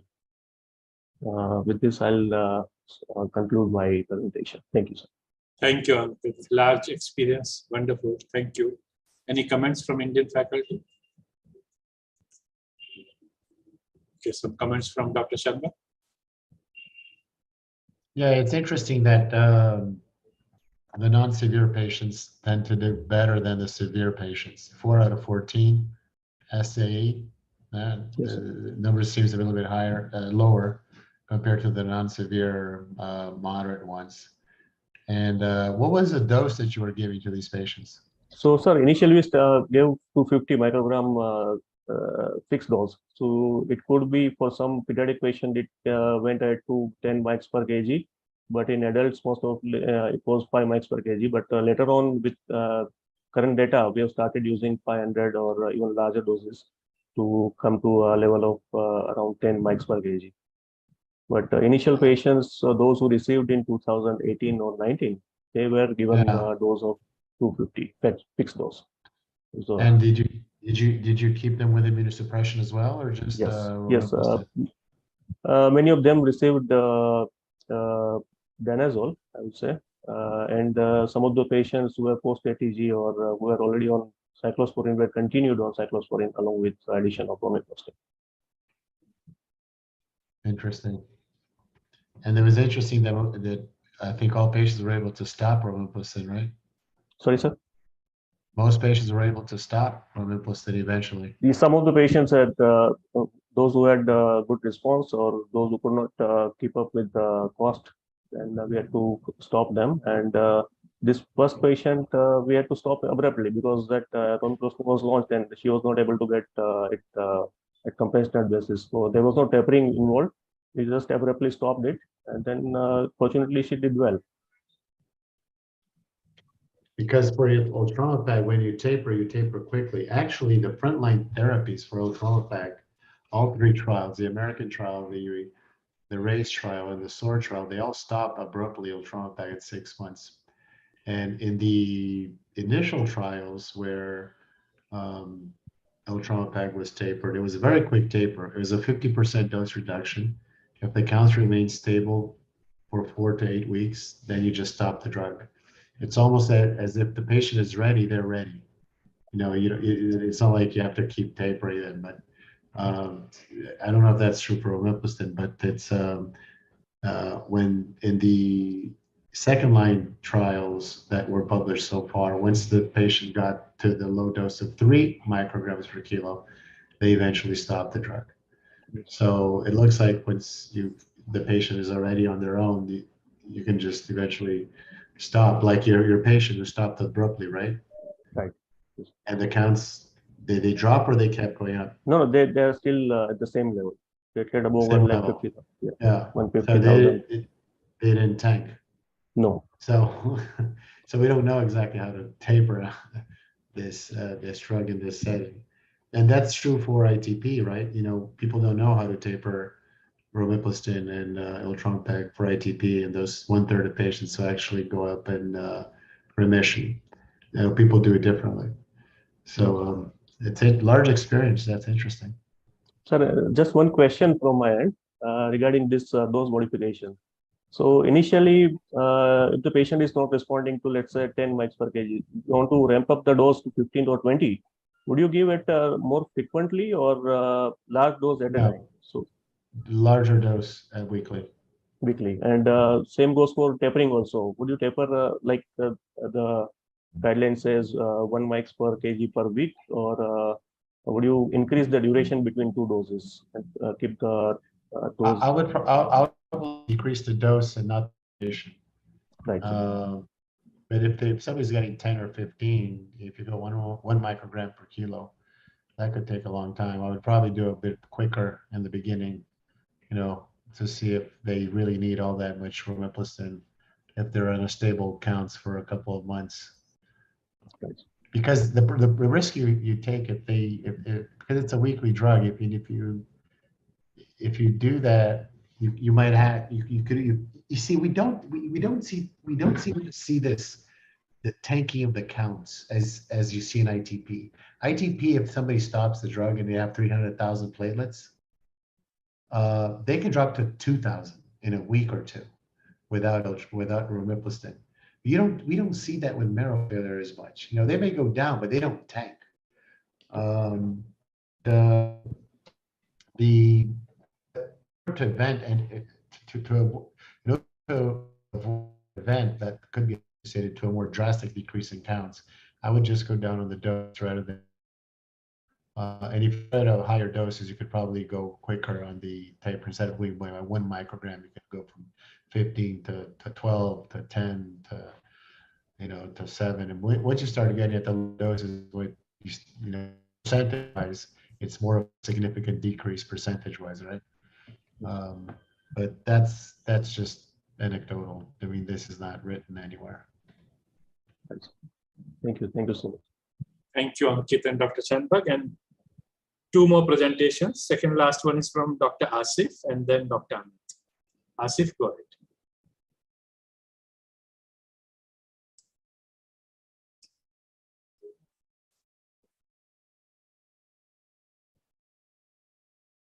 Sir, is my presentation visible? Visible, but I think the last slide. You go to the first one.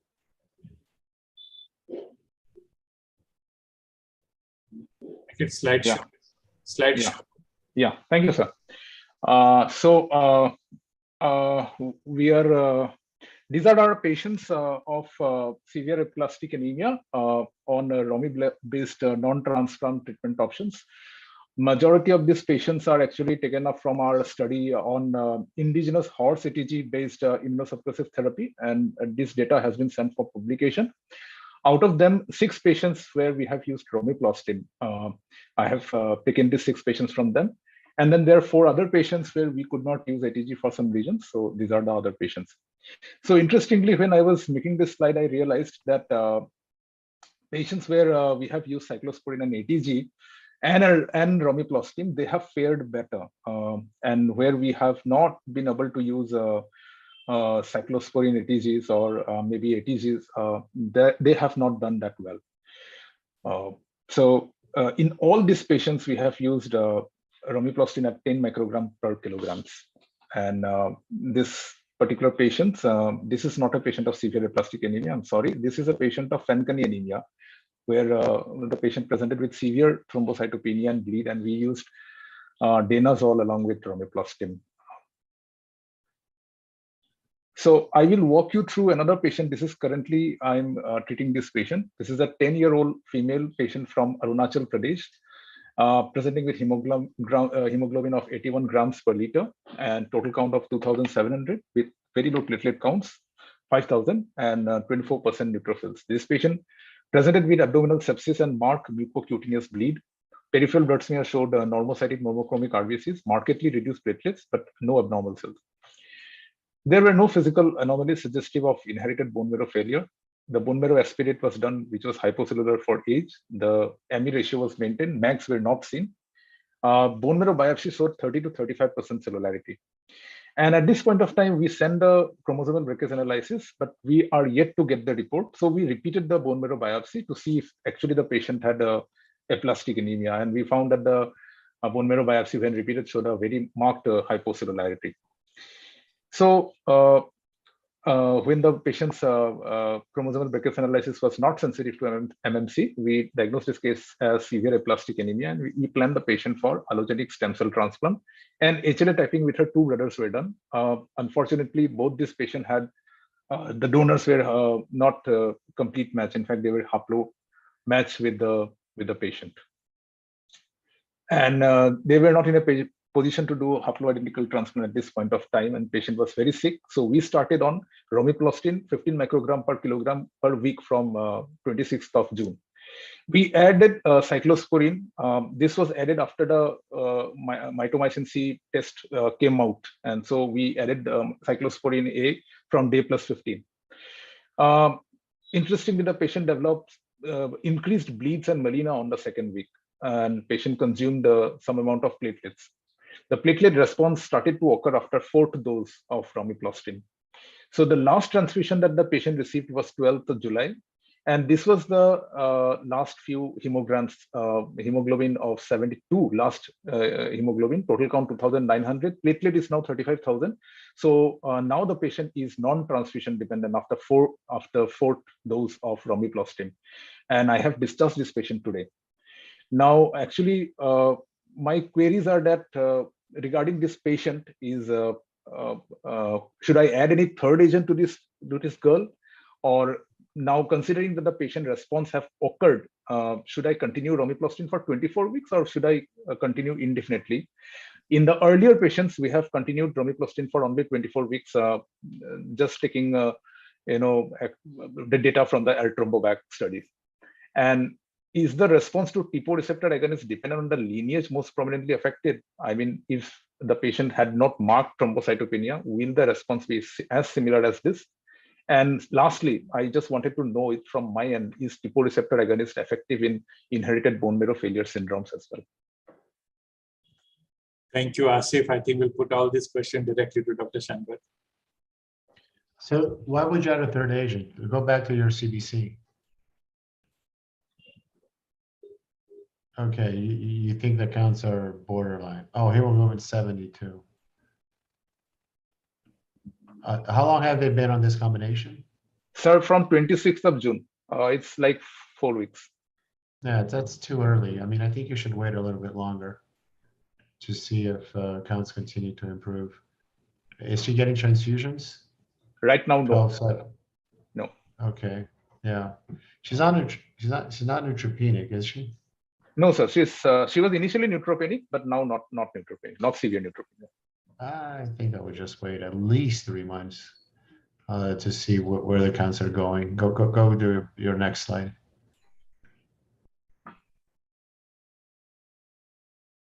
I would continue for 24 weeks, at least 6 weeks. I think that's okay. And if the counts continue to improve and they're not getting transfusions, and if the hemoglobin especially goes up and the platelets reach close to 50,000, I think that would be an opportunity for you to try to, start tapering because you're already on a high dose of romiplostim, right? 15 micrograms. So she's 30 kgs. We are giving 450 micrograms. Yeah. And the response to TPO depend on the lineage most prominently affected. We don't have that information. We've seen different, it was weird because when we started the Ultramapeg trials at the NIH, we saw patients with 18, 19 platelets, and the response criteria was defined based on platelets as we thought that the drug would stimulate the platelets more than the other lineages. And we had patients who had 18,000 platelets and the hemoglobin went from 8 to 12, and the platelets stayed the same, 18. And we couldn't count these patients as responders because we didn't have a criteria for hemoglobin response. We had to amend the protocol later on to actually include these patients that had responses in other lineages. So is the response to TPO dependent on the lineage most prominently affected? Doesn't seem to be the case. Because the platelets, as I mentioned, would be expected to go up and it stayed the same, but the hemoglobin just went up, and I'm not sure exactly why that happens. So I will continue for 6 months at least, see what the counts are at 6 months. If you were to add a third agent, I think the third agent that you would be thinking would be androgens, right? Yes, sir. Yeah, I think I would wait. She's not neutropenic. She doesn't have a life-threatening situation, and things continue to get better over time. And for inherited bone marrow failure syndromes, there are studies ongoing that are investigating TPO agonists in this setting, and there's very, very, very preliminary data that's presented as opposed to with like 7 or 9 patients, and I think 2 responded or something. So very early data. So we don't know if this strategy will be effective in inherited bone marrow failures, which is a big problem because these patients don't have many options. They don't respond to immunosuppression. Transplantation only deals with the marrow problem, doesn't deal with the rest of their problems that can happen years after transplantation. And TPO would be a very interesting class of drugs if it were to be effective in this group of patients. So early data, we don't have anything definitive, but it's being investigated. So I have used it in one patient and it failed. We did not have a response. Yeah. Okay, sir. Thank you. Thank you, Asif, and thank you, Dr. Sharma. Last presentation, Dr. Amit.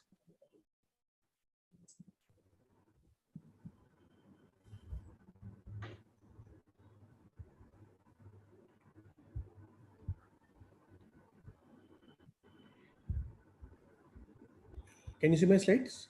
Yeah. Thank you so much, sir, for giving me the opportunity. I'll go with the case study. This is my first case. A 53 years female, very severe aplastic anemia, was diagnosed in January 2017. Hemoglobin was 4 grams to start with a WBC count of 600 and a platelet count of less than 10.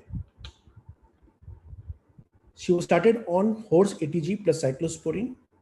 She became transfusion independent exactly after 5 months with a hemoglobin of 8, WBC count of 2,500, and a platelet count of 50,000. She continued on cyclosporine at 5 mg per kg for next 12 months. Exactly after 1 year, in Jan 2018, the platelet count was 1 lakh, hemoglobin 8.8, and WBC count was 3,800. Cyclosporine was slowly tapered at the dose of 25 milligram decrease every 3 months. But in June 2018, she develops acute kidney injury. Query was long-standing cyclosporine. The creatinine rose to 5.6. Cyclosporine had to be stopped. After 1 month of stopping cyclosporine, the serum creatinine went down to 3.4. So no further cyclosporine could be given to this patient anymore. Exactly after 1 month of stopping cyclosporine, that is in July 2018, the platelet count decreased to 70,000. And 1 month later, again, the platelet count dropped further to 20,000 and hemoglobin became 6.8.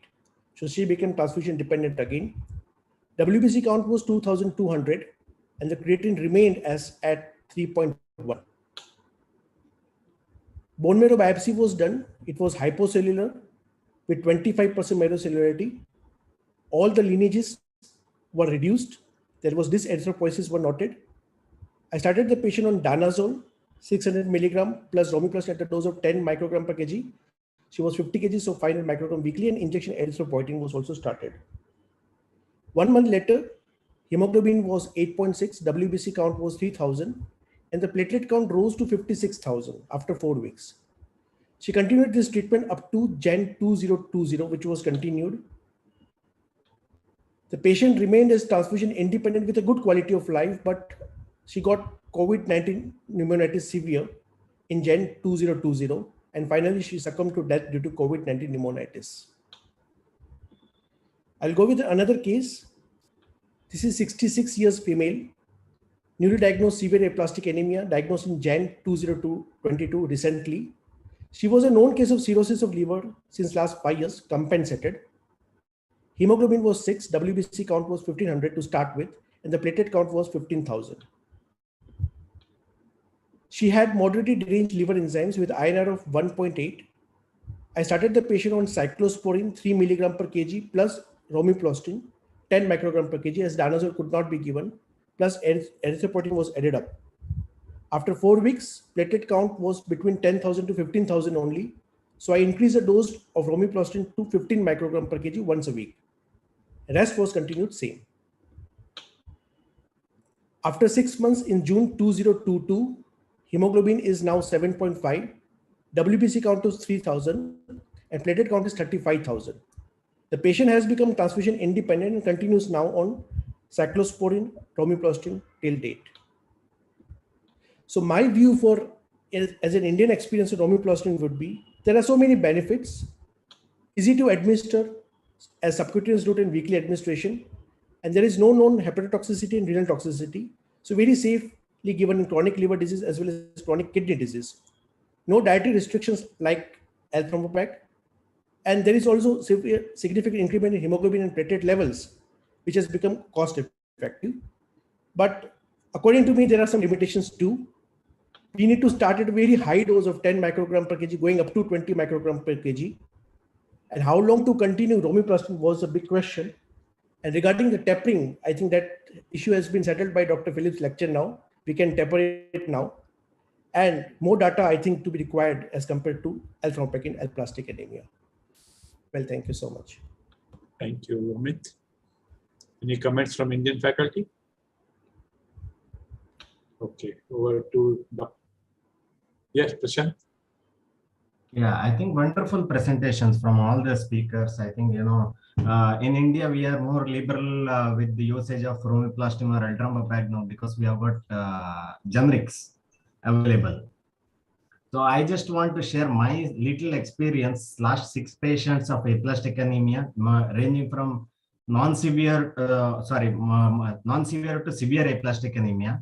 Upfront, no money for ATG and no transplant options. So treated with the combination of fixed dose cyclosporine 200 mg, ultramopag 100 mg per day, and romiplostim 500 micrograms per week. So combination of romiplostim and ultramopag I tried, and all the 6 patients had a fantastic response. 4 patients had complete hematological response within 3 months, and 2 patients, they are just, showing a beautiful, I'm getting a beautiful response, but they are just 1 or 2 months into the therapy. So I'm just trying to compile the data, but I just tempted to tell this here. It's an outrageous data. There is no data of combining romiplostim or ultramopag. but somehow I counseled the patients, took the risk, and combined results seem to be very, very encouraging with no toxicity at all. Thank you, Prashant. Yeah, I've never heard this combination in aplastic anemia. Dr. Philip, any data like this?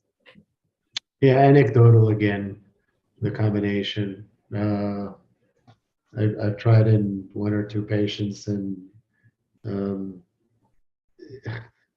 there is potentially a rationale for doing that. You're hitting the same receptor in different binding sites, so but it's very anecdotal, so I don't think we can make any conclusions. What's interesting about this presentation is that the one thing that is not settled is that, growth factors like erythropoietin and GCSF have not been systematically successful in aplastic anemia in isolation as single agents alone in terms of changing the natural history of the disease. But with TPO, if you add a TPO that's stimulating the cells up there and you have something down here that is also stimulating, once these cells starts coming down, could the TPO or the GCSF then increase the production or accelerate the production of these more committed progenitors? And I think that's an unanswered question.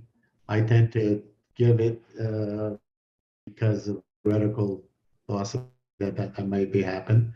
But that would be nice to be studied because although the GCSF and the EPO don't hit the progenitor cells, you're getting TPO that hits, and you are increasing the stimulation of these early progenitor cells that once you get to a point where these cells are more committed, then the GCSF and the EPO could probably, increase the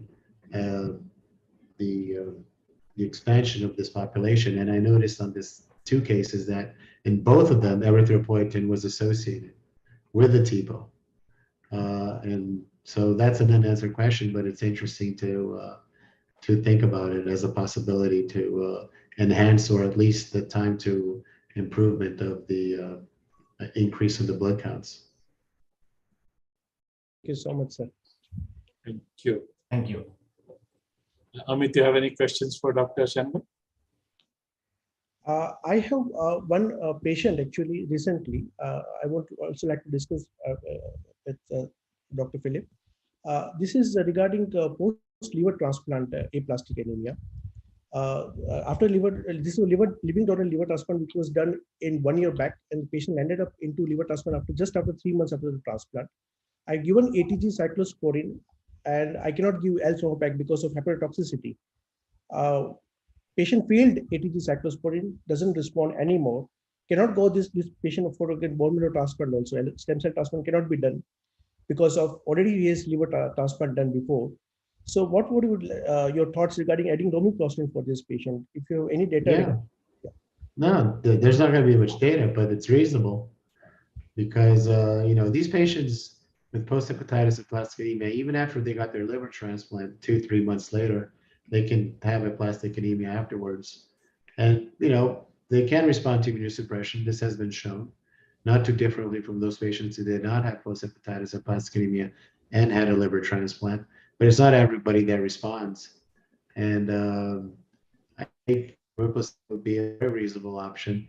Danazol could be hepatotoxicity as well. So you may, not be too enthusiastic about that as well. But I think romiplostim would be an interesting option in this patient because you don't have any toxicity of the liver, and you can, and I don't think it interacts with the immunosuppression that he's getting for the liver transplant. What is he getting for the immunosuppression? He's on cyclosporine. Yeah, so you'll give cyclosporin and romiplostim basically for the aplastic anemia and the cyclosporin for the, and I don't think romiplostim will make the liver graft any worse or any problems. Interesting case. All interesting cases. And you all I don't know if that was intentional, but you all presented different aspects of the usage of these agents in the setting of aplastic anemia, with immunosuppression, without immunosuppression, with other growth factors, without other growth factors, with danazol, without danazol. So I don't know if that was on purpose, but everyone presented things a little bit differently. Fantastic. So Before I hand over to Dr. Roshan for the official vote of thanks on my behalf, on behalf of Mumbai Hematology Group, extremely grateful to our guest speaker, Dr. Philip Schanberg, all our Indian faculty, audience, and the event manager. So over to Roshan. Thank you, sir. This was really a wonderful evening with all the insights from Dr. Philip as well as Dr. MB sir and all our Indian faculties. I would like to thank Dr. Philip for his wonderful session and his guidance. Also, I would like to thank Dr. MB Agarwal sir for wonderful moderation of this session.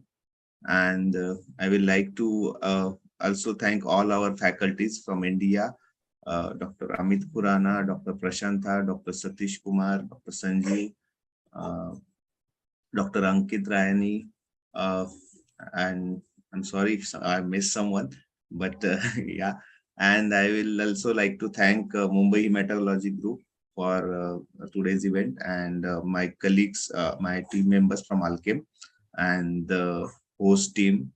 Thank you very much and good night and have a nice weekend to all. Thank you. Thank you. Thanks to Alchem for supporting our academic activities. Bye-bye. Thank you.